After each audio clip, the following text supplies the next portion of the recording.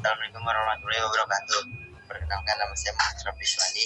Di sini saya ingin menjelaskan tugas dari dosen umumku, yaitu Ibu Debbie Nabila.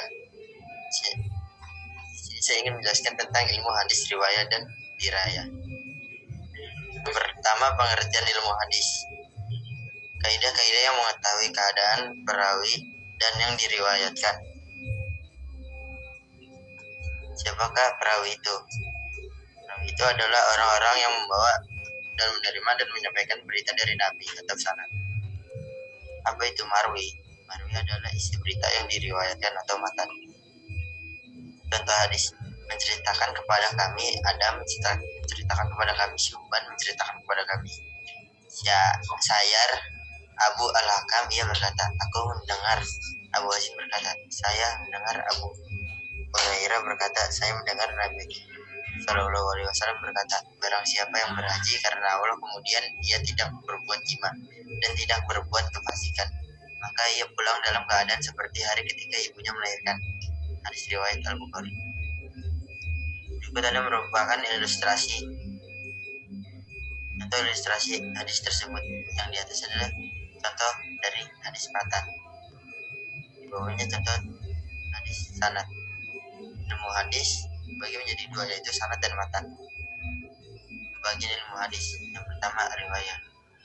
Riwayah mempelajari tentang segala perkataan Nabi, perbuatan beliau, periwayatannya, batasan-batasannya, telitian segala redaksinya. Yang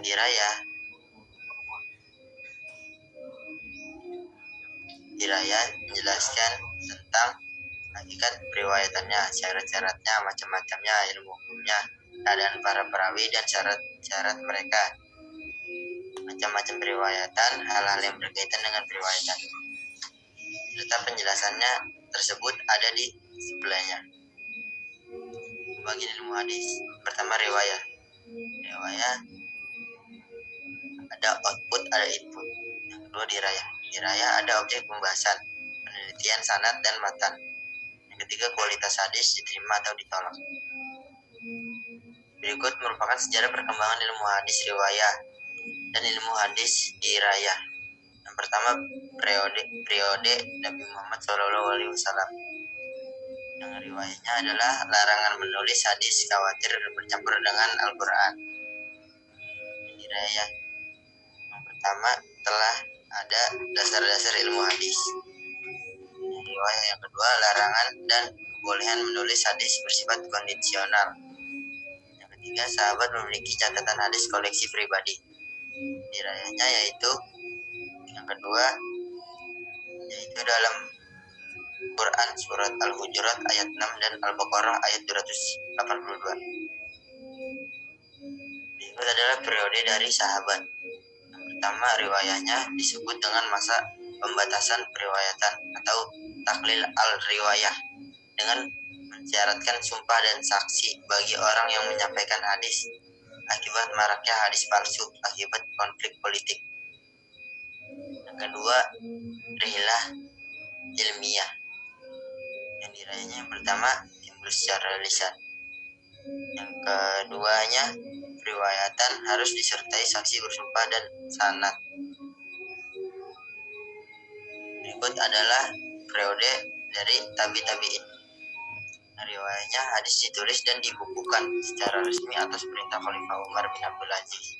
Yang kedua, tokoh ulama yang melakukannya adalah Ibnu Syihab Az-Zuhri. Yang ketiga, model kitab-kitab hadis yang muncul, muwatta, sanaf, atau musnad. Yang keempat, penulisan hadis masih bercampur dengan perkataan dan fatwa sahabat. Yang dirayahnya yang pertama, timbul secara tertulis tapi belum terpisah dengan ilmu lain. Yang kedua, penulisan ilmu hadis bergabung dengan ilmu fikih dan usnul fikih, seperti kitab Al-Um dan Ar-Risalah karya Imam Asy-Syafi'i. Berikut adalah periode dari tabi'in. Riwayahnya yang pertama, masa keemasan atau kejayaan kodifikasi hadis. Yang kedua, masa filtrasi penulisan hadis dipisahkan dari perkataan dan fatwa sahabat. Yang ketiga, masa klasifikasi hadis sahih sudah dipisahkan dari yang tidak sahih. Yang keempat, muncul kutubus sitah. Yang kelima, model kitab jami. Terus yang dirayahnya telah terpisah ilmu-ilmu lain tetapi belum menyatu. Yang kedua, muncul kitab-kitab ilmu hadis seperti At-Tariq Al-Kabir karya Bukhari, At-Tabaqat At-Tabi'in karya Muslim, dan lain-lain. Berikut merupakan periode setelah tabi'in. Riwayahnya yaitu penulisan hadis lebih sistematik. Yang kedua, muncul kitab-kitab mustadrak, syarah, juga ihtisar, dan lain-lain.